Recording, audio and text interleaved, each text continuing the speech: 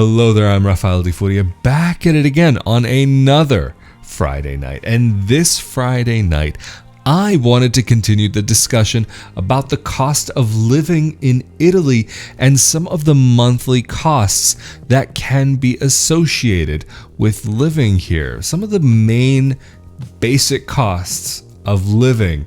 So just before we get too deep into this video and just before we get into the meat and potatoes, there's a little bit of housekeeping that I would like to do.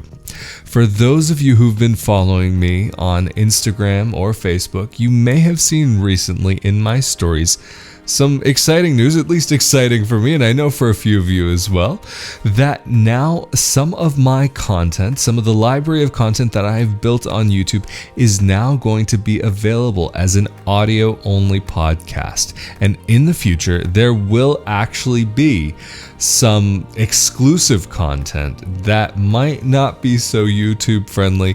So if you have Apple Podcasts or Spotify, and there's a couple of others out there, but Apple Podcasts and Spotify are probably the best places to go.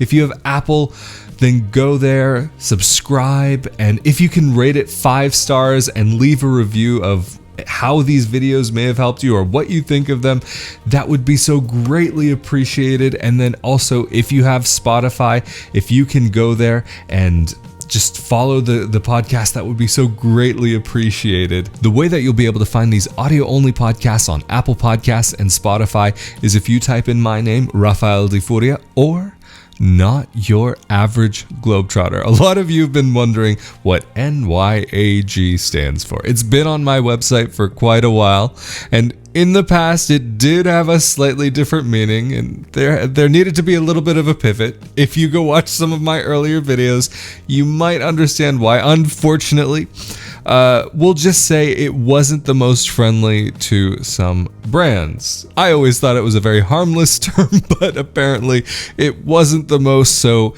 at that point in time, I had to pivot, and I feel like at the end of the day, Not Your Average Globetrotter has a little bit of a better ring to it than what it once was when I first got started.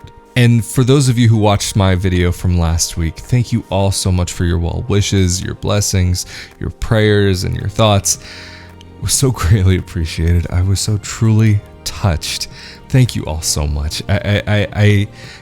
You guys have really been a huge part of my life, and it really means so much to me that you all cared so much to leave some well wishes there.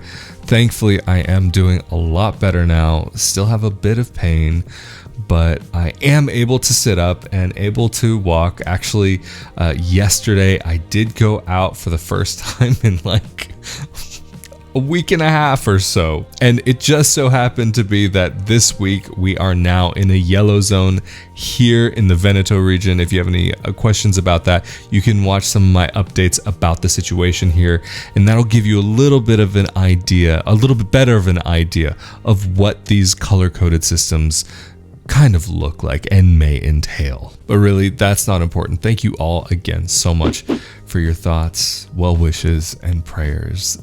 You guys are amazing. And of course, a huge thank you to the patrons who make content like this possible through Patreon on a monthly basis. It is because of you guys that I am able to continue with this and look at other ways of trying to put content out there.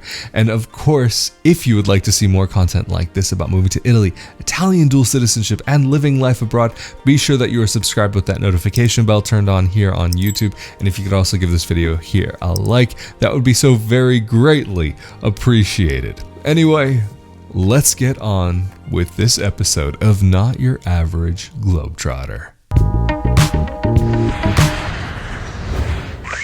Another very important subject to move on to, and that's food, because, I mean, eating, what else are you going to do all day during lockdown other than watching Netflix? Which, by the way, at the time of this recording, ranges from about $7.99 to about $15.99 per month for a subscription. Just a little tidbit that I thought I'd throw out there. And food prices are something that I've seen that can vary greatly depending on where in the country you are. Some places I've seen that it's cheaper to buy organic vegetables. Some places I've seen it's more expensive to buy organic vegetables or just vegetables or meat or whatever. But in general, I can say after living in Italy for a little while, beef, for example, tends to be a pretty pricey in comparison to what I've been used to in other places. Even, for example, I needed just some ground beef earlier because I was making some tacos, because that's, of course, a very necessary part of life. But the just regular ground beef that I got at the supermarket ended up being something like 14 euros or 14.99 per kilo. I didn't get a whole kilo, of course, but just so you have an idea, beef in Italy can be a little expensive. Of course, if you're getting some sort of pork and beef mix, then the price can be significantly lower. But generally speaking, to find like a cheap piece of meat in the supermarket, maybe you might find it, I don't know, 6 euros, but that would be difficult to find, and the quality would be so. Maybe more likely starting at around 8 euros, but again, this is still not so great. But if you're somebody who is into crock pots and slow cooking meat, then these actually can be really great cuts for slow cooking. But in general, beef here can be a little bit on that pricey side. And for me, as a single guy with a pretty healthy appetite, or maybe a little bit more than just healthy, I say that depending from month to month, it can be anywhere from 225 to 300 per month for groceries. Of course, some months can be on the high side, some months can be on the low side. And I'm not including going out to eat. Like I said in the beginning of this video, I did make another video talking about the cost of living here in Italy and going out here in Italy. If I haven't put a link to that up in the corner, I believe it's this corner up here, I'll at least put one at the end of this video. But of course, if you're a student living here in Italy, you of course can keep these prices even lower if you're having a very pasta-centric diet, because that is something here in Italy that definitely can be very, very cheap. Pastas and breads and these sorts of things that are made here can be on the cheaper side, but some things, of course, like meat or even sometimes vegetables or some packaged goods can be a little bit maybe more on the pricey side, especially for someone who might be coming from an American perspective. And even like when I was talking about before that the ground beef that I was getting was like 14 or 15.99 per kilo. You can definitely find meat that's a lot better quality than that. But of course, you're going to spend a lot more. And let's just jump back to fruits and vegetables for a second, because that's something that if you're coming from an American perspective, United States, that is something where the prices can be very close to on par with the United States. There are times where I've definitely seen the prices higher than what I've seen in the United States, or what I know even exists now after I left the United States. But something that I have been surprised about here in Italy is that organic fruits and vegetables, especially if they're locally grown, can be the same cost, if not slightly lower than conventional vegetables and fruits. If we're talking about something like mangoes or other types of tropical fruits that aren't from Italy, then of course you're probably going to pay a little bit more, like papaya or something like this. However, if you are lucky enough to be in an area or somehow know somebody who knows somebody who is a farmer and does weekly deliveries or bi-weekly deliveries, there are some times where you can find these like little just farmers boxes that will get delivered to your house or to a central drop-off spot, and you go pick it up there, and you pay a set price, and they include whatever vegetables and maybe fruits, depending on the farmer or depending on the co-op or whatever, however it's organized. And you can end up getting some vegetables that way for a very cost-efficient price, and they can be really delicious and really fresh. Generally speaking, though, a lot of the vegetables that I've had here have a bit more flavor or a different flavor than what I've had even in the United States. Carrots were something that I really used to enjoy in America, but out here in Europe, not so much. But then tomatoes here don't taste like cardboard. And I didn't enjoy tomatoes so much back in North America, but here they can have a really nice flavor. So there are these things, just because they're grown in a different place in a different way, that you can have a bit of a difference in these tastes that you will experience. And another very important part of life, water. In Italy, a lot of people do choose to have bottled water. Some people go and buy it at the supermarket. Others will get it delivered to them. You can get it in glass bottles. Sometimes you can get it in those big giant jugs that you see at dentist's office. Depends on what you want and the services available in your area. But you do find other people who will use a filter instead. And it just depends on what you prefer, because sometimes the filter may have a higher upfront cost, but then over time could be a little bit cheaper, but that could impact your water bill. But that's something that we'll talk about a little bit later in the video. But if you are somebody who's thinking that you will be living on bottled water for a while, you can sometimes find bottles of water, like a liter or so, a liter and a half, for as little as 20 cents, but then it can go up to about maybe €1 or so if you're looking for something that's in a glass bottle. But if you're getting these glass bottles delivered to you, then you can find these deals where you will actually get your deposit back, or you pay the deposit and that it gets figured out and calculated in there somehow, and you end up saving a bit. So there's a couple different ways of going about getting your water. Getting into the next subject, monthly utilities, and not just phone and internet, more the kind of basic necessities like rent and electricity, gas, water, and these other very necessary parts of living anywhere. In Italy, though, the billing, especially if you're coming from a North American perspective, and I keep saying this and I keep comparing it to North America because that's where I come from. And I've been in a number of countries that do things similarly to how they do it in the States. But anyway, coming from an American perspective, the billing in Italy can be a little bit frustrating at times because there are some bills, like I've mentioned in past videos, that will come either every other month or every few months, or just kind of whenever they show up. For example, trash is something that I've only ever had the experience of it showing up at random intervals when you don't expect it. I've had it show up every 2 months, every 4 months, every 8 months. I've had it show up just once in a year. And I haven't lived in Italy all that long. So this is something that I've seen vary quite greatly. But if we're speaking about, say, water, electricity, and gas, in my experience, these things have come a bit more reliably every other month. So you'll end up paying for 2 months at a time. Sometimes they'll get a little staggered, or other times you might just get hit with a lot of bills all at the same time, which is definitely not fun to deal with. But of course, these costs may vary depending on your living situation. If you're living in an apartment, if you're living in a building that has a lot of people, if you have somebody under you, and especially like in the winter, if other people in your building are using heat, if you're on a wall that faces towards the wind, if all these different kinds of factors, or if you live in a standalone home and you have your own autonomous heating, or if you're living in an apartment building, which a lot of people do live in Italy. It's very common that you live in an apartment building.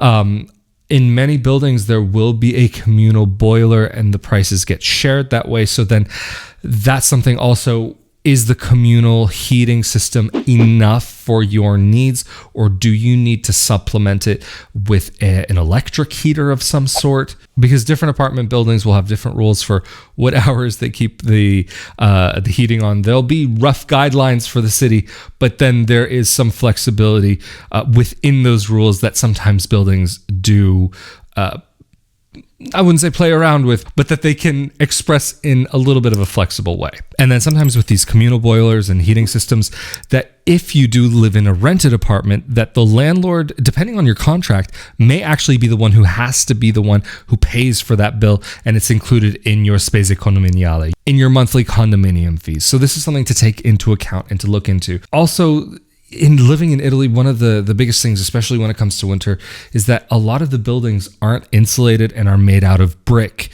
cement, cinder block, or whatever kind of brick. They're very thin walls sometimes, or even if they're thick walls, because it's just stone, it can end up really keeping your place cold, and it can be difficult to heat in comparison to other places that I've lived that use alternative materials to cement and brick. And then, of course, your heating needs can very directly affect either your gas bill or your electric bill. And also, depending on how your apartment's set up, if it's not using so much gas, then gas might not really be a concern for you, but then you might have a high electricity bill. Or if you use a lot of gas in your apartment, for example, water heater, or for your oven, or for your stove, if you're heavily reliant on those things, then you can have a high gas bill. But considering electric bills, amongst the people that I know, I can say a large portion of people are anywhere from, say, about 100 to 180 euros per month for electricity. But then when we're getting to gas, I have seen this as low as 12 euros and 50 cents per month to about, say, 120. But the reason why there's this huge gap in between is depending on if the water heater, for example, is on gas, like I was mentioning before. So if you're saving in the gas, you might pay more for the electricity.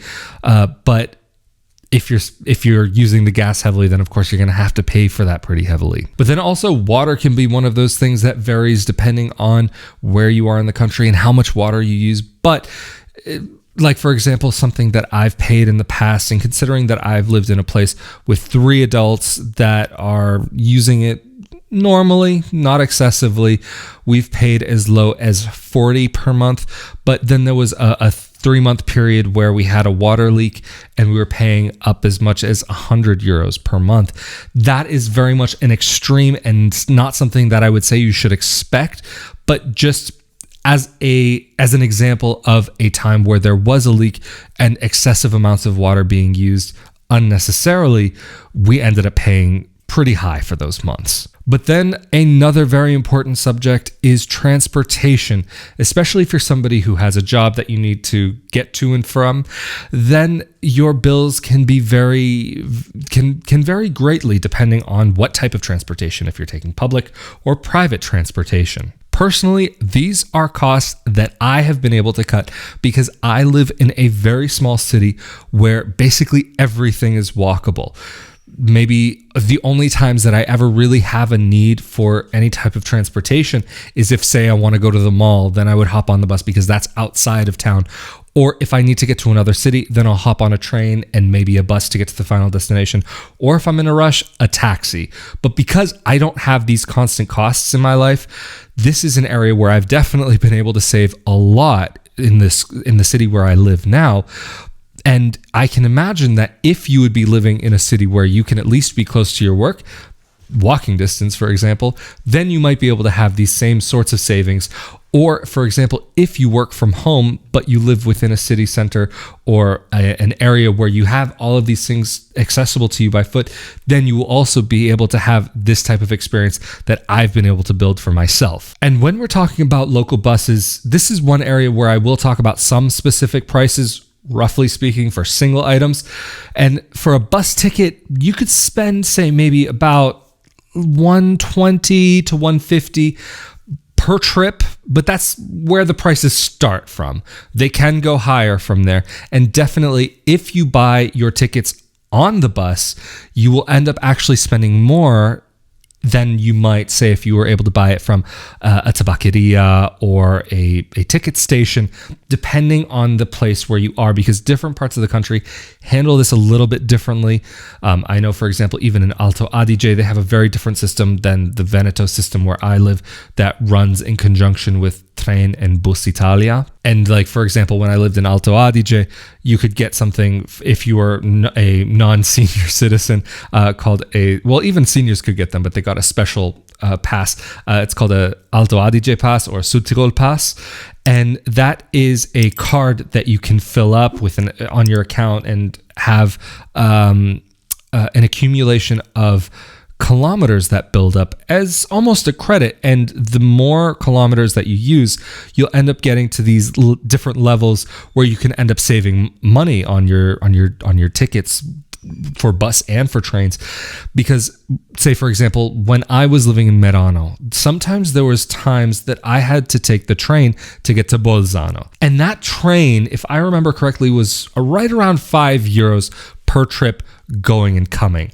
But after a while of going and coming, I was able to get my ticket price down to, say, around 4 euros. But then even there was one time where I was traveling from Merano to Brixen for a while, and I had built up a fair amount of kilometers during these trips. And so I was able to get my ticket from Merano to Bolzano down to about, say, just over 3 euros. And even after a certain point, once you've reached, I think it's something like 20,000 kilometers on your pass, all of the trips after that are just free, because if you're traveling that much, you've definitely given them their money's worth. But depending on where you are, you can find monthly passes available for, say, local bus systems or metro systems. And those prices, from what I've seen, can range from about 30 to maybe a little bit over 50 per month. But then depending on where you are, there will be local bus systems or maybe even a metro system or a train system where you can buy a monthly pass. And those, from what I've seen, seem to start around 30 euros, but definitely can go a bit higher from there. But then another cost of living that I know many people take into consideration on the monthly basis would be a gym membership. And as somebody who does not partake in such activities, I think this is definitely a subject I will skip over. And to finish this episode, probably one of the biggest expenses that you will have wherever you live, no matter where you are on earth, will be your rent. If you're renting an apartment, that is. I'm not going to go into mortgages and these sorts of things because mortgages can really vary greatly depending on the agreement that you've come up with from your lender. You can have like really high mortgage monthly payments over a shorter period, or you can have lower monthly payments over a longer period. It just really depends and varies greatly. So I'm not going to get into that. But something that many people are surprised about when they're coming from outside of Italy to Italy, especially from the United States, where a lot of us have this idea that life in Italy will be a lot less expensive, that in some of the major cities, the cost of rent can be on par with, say, cities like New York or LA or London or Tokyo. Some of these prices can be pretty far up there. Sometimes the barrier to entry can be a little bit lower depending on the neighborhood and depending on the type of apartment. But in the city centers, of course, prices can get very high. And in Italian cities, I've seen apartments go anywhere from, say, 600 on the very low end in a livable neighborhood, maybe a little bit difficult to find in some places, all the way up to, say, 3,000 per month for a pretty decent sized apartment in a desirable area. But of course, this will depend on the city, and the prices, like I've said, can vary so greatly depending on if you're in the north or the south, or even a smaller town or a larger city. But those prices that I talked about before are maybe more so if you're focusing on a larger or more desirable area. But in a smaller city like where I live, you on occasion can find a place to rent for maybe about 300. That's difficult to find, but I've seen places go maybe as high as about 1,500, but that's also not also so common to find. That's also a little bit on an extreme end, because a lot of places seem, at least where I live, to range between maybe, say, 600 and 1,200, but even 1,200 is still on the high end. But even if you decide to go out to a village someplace, I know even like when I was in Sicily, I saw the rents going even lower than the lowest end that I can find here in Rovigo. Like I've said, I've tried to give some price ranges here to give you a rough idea of what the costs can be here in Italy, because a lot of people do think of Italy as a cheap country before they get to know the country, because when it comes down to it, the cost of living in Italy can be just as pricey as it is in other places, but generally speaking, the amount that you earn here doesn't reach the same level as a lot of those other countries with similar costs of living. But anyway, I hope that this video has been helpful to you and given you a rough idea of what things can be like here in Italy. Like I said in the video, the beginning of the video, that I wanted to give a price range of what you can see and not necessarily specific numbers, because there really can be these huge price ranges depending on where you are. Really, the prices can vary greatly. So anyway, of course, thank you to those of you who are subscribed to this YouTube channel and who've been liking these videos and sharing these videos with your friends on social media, WhatsApp, whatever it is that you use to keep in contact with your friends, or even email. And of course, an even bigger thank you to those of you who help to make content like this possible through patreon.com/Rafael Di Furia or rafaeldifuria.com/Patreon. Thank you all so very much. It is so greatly appreciated that you help this project to be able to continue. So thank you again from the bottom of my heart. And of course, as always, I'm Rafael Di Furia. Stay safe, stay healthy, and I will see you all next time. Later.